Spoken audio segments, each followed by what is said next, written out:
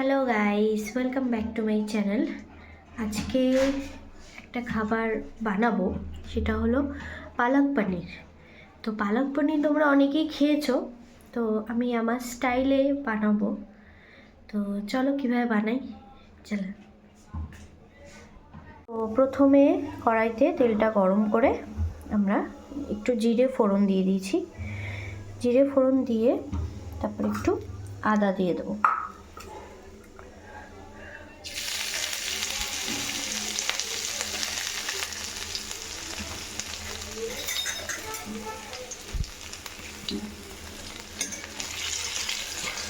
আদাটা যে যেরকমভাবে খান সেরকম দেবেন।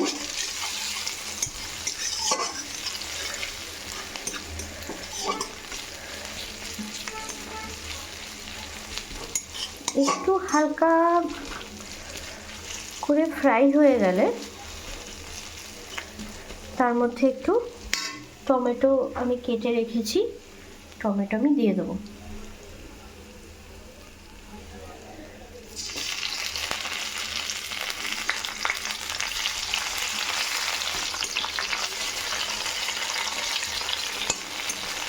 আমি গোটা টমেটোটাকেই মাঝ বরাবর কেটে নিয়েছিলাম, একটুখানি ভেঙে ভেঙে দেবো।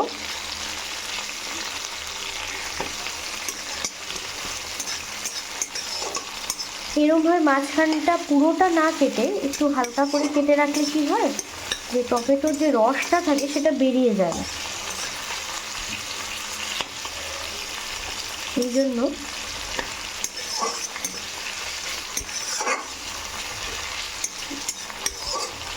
একটু ভালো করে ভাজা হয়ে গেলে আমি একটু ঢেকে দেব। তারপরে আমি হয়ে গেলে পালং শাকটা দেব। একটুখানি ঢেকে রাখলাম।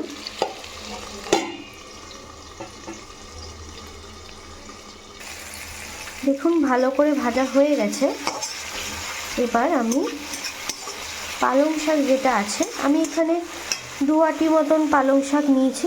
হ্যাঁ, ভালো করে বেছে ধুয়ে রেখেছি, জল ঝরিয়ে রেখেছি। তো এখান থেকে আমি পুরো 2 আটি যে পালং শাকটা বেছে রেখেছিলাম সেটা আমি এবার দিয়ে দেবো।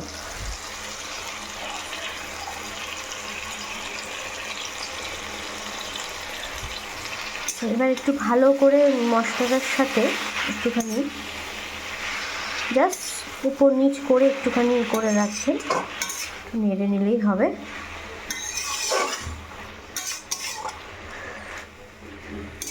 এবার আমরা এটাকে ঢেকে দেবো, তাহলে পালং শাকটা নরম হয়ে যাবে।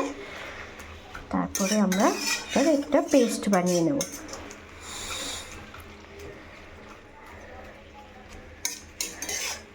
আমরা কোনো জল এর মধ্যে অ্যাড করব না। পালং শাকটা হালকা সেদ্ধ হয়ে গেলে সেটা থেকেই জল ছেড়ে যাবে, তো সেই জলে মোটামুটি হয়ে যাবে। তো আমরা সেটা পেস্ট করে নিতে পারবো। তো আমি এটাকে ঢেকে দিচ্ছি, ঢেকে মিনিমাম 10-15 মিনিট মতন রাখবো, বা মাঝখানে একবার ঢাকনা তুলে আপনারা দেখে নিতে পারেন যে হয়ে গেছে কি না। তো মোটামুটি 10 মিনিটের মধ্যে হয়ে যায়। তো তারপরে আমরা জিনিসটা ঠান্ডা করে পেস্টটা বানিয়ে নেব। আমি একবার মাঝখানে তুলে একটু দেখে নিচ্ছি হয়েছে কি না। হ্যাঁ, মোটামুটি হয়েই এসছে।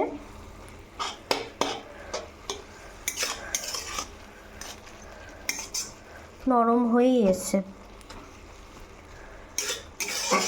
আর একটু ঢেকে দেবো, আর 2 মিনিট মতন রেখে তারপরে আমরা পেস্টটা বানিয়ে নেব। আচ্ছা, 2 মিনিট মতন হয়ে গেছে, আমি এটাকে এবার নামিয়ে দিলাম। ব্যাস হয়েই এসছে। এবার এটাকে আমি গ্যাসটা অফ করছি। আমি এবার একটু ঠান্ডা হতে দেব। ঠান্ডা হয়ে গেলে আমি এটা ওই মিক্সিং জারে ঢেলে নিয়ে তারপরে এটা পেস্ট করে নেব। এবার কড়াইতে একটু তেল নিয়ে নিয়েছি। তেল নিয়ে এবার যে পনিরগুলো কেটে রেখেছিলাম সেই পনিরগুলো ভেজে নেব। আচ্ছা, তার আগে বলি, পনিরগুলোতে আপনারা চাইলে করতেও পারেন, আবার নাও পারেন। আমি এর মধ্যে একটুখানি নুন, হলুদ আর একটু লঙ্কার গুঁড়ো, ঠিক আছে, অল্প সামান্য পরিমাণে জাস্ট মাখিয়ে রেখেছি। এবার একটা একটা করে আমি ভেজে নেব।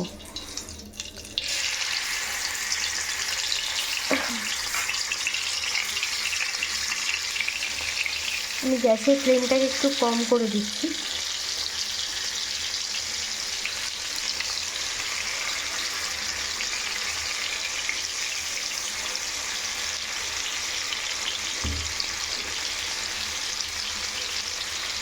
আরও 2-3টে পনির আমি দিয়ে দেবো। এইভাবে করে আমি পনিরগুলোকে ভেজে নেব। পনিরটা ভেজে আমি নামিয়ে নিয়েছি। তো আমি ওই তেলের মধ্যেই আবার একটু জিরে ফোড়ন দিয়ে দেবো।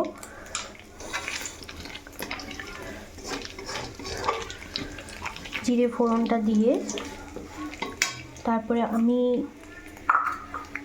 আরেকটু যে আদা বাটাটা রয়েছে ওই আদা বাটা একটু দিয়ে দেবো।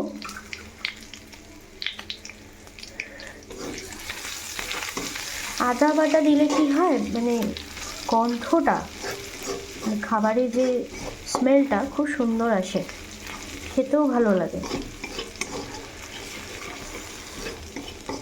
একটু ভাজা ভাজা হয়ে এলে তারপরে আমি মশলাগুলো দিয়ে কষিয়ে নেব। একটু ভাজা ভাজা হোক। ভাজা ভাজা হয়ে এসছে। এবার আমি একটু হলুদ দেব প্রথমে, তারপরে আমি একটু লঙ্কার গুঁড়ো দিয়ে দেবো।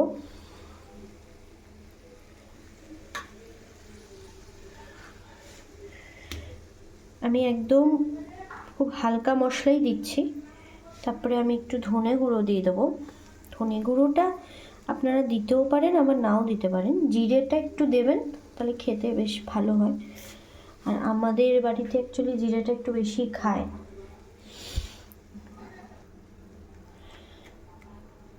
তারপরে আমি জিরে গুঁড়োটা দিয়ে দিচ্ছি। ধনে গুঁড়োটা আমি বোধহয় 1 চামচ কি 1.5 চামচ দিয়েছিলাম, জিরে গুঁড়োটা আমি 2 চামচ দিচ্ছি। আপনারা যে যেরকম খান সেই অনুযায়ী মশলার আন্দাজটা আপনারা ভালো বুঝবেন, সেই অনুযায়ী দিয়ে দেবেন। আমি এবার এটাকে একটু কষিয়ে নেব। তেলটা ছেড়ে এলে তারপরে আমি পালংয়ের যে পেস্টটা বানিয়েছিলাম সেটা আমি দেব। এবার মশলাটা একটু ভালো মতো নেড়ে নিয়ে, যেহেতু এর মধ্যে জিরে আর আদাটা ছিল, ফ্লেভারটা ভীষণ সুন্দর আসছে।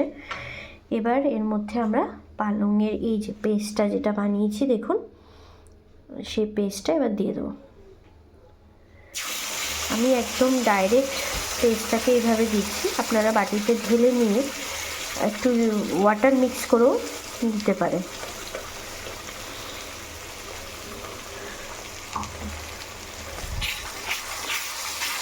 দেখো, এবার আমি এটাকে ভালো করে একদম মিক্স করে নেব। এটা একটু ফুটবে। এবার আমি এর মধ্যে পনিরগুলো ছাড়বো, একটু ফুটে নিক। আর তেল উপর থেকে দেখবেন ছাড়বে, তারপরে আমি পনিরগুলো মিক্স করব। আপনারা একটু যদি একটু ঝোল ঝোল বানাতে চান তাহলে আপনারা ওয়াটার অ্যাড করতে পারেন। এই দেখুন আস্তে আস্তে ফুটে আসছে। এবার আমি পনিরগুলো এর মধ্যে অ্যাড করে দেবো। অ্যাড করে ভালো করে ফুটিয়ে নামিয়ে দেবো। আপনারা এর মধ্যে কাসুরি মেথি দিতে পারেন, ঠিক আছে, ফ্রেশ ক্রিম অ্যাড করতে পারেন। আমার কাছে এখন ফ্রেশ ক্রিম নেই, কাসুরি মেথিও। পনিরগুলো অ্যাড করে নেব। আপনারা চাইলে ফ্রেশ ক্রিম আর কাসুরি মেথি দিতে পারেন, তাহলে ফ্লেভারটা ভীষণ সুন্দর আসে। তো পনিরগুলো অ্যাড করে নিই। আমি অ্যাড করে নিয়েছি। আপনারা ফ্রেশ ক্রিমটা দিলে ভীষণ টেস্টি হয়।